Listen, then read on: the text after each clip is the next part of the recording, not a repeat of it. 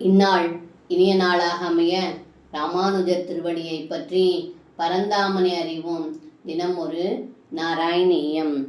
ஆலம்பமாத்ரேன பசோசுராணாம் பிராசாதகேனுத்தன இவாஸ்வமேதே கிருத்தே த்வயா ஹர்ஷவசாத் சுரேந்திராஸ் துவாம் துஷ்டுவு கேசவ நாமதேயம்.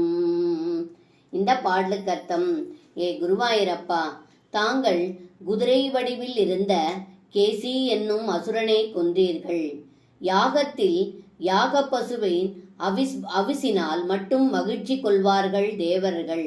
மற்றும் அஸ்வமேத யாகத்தில் குதிரையை கொன்று ஹோமம் செய்தால் மகிழ்ச்சி அடைவார்கள் தேவர்கள்.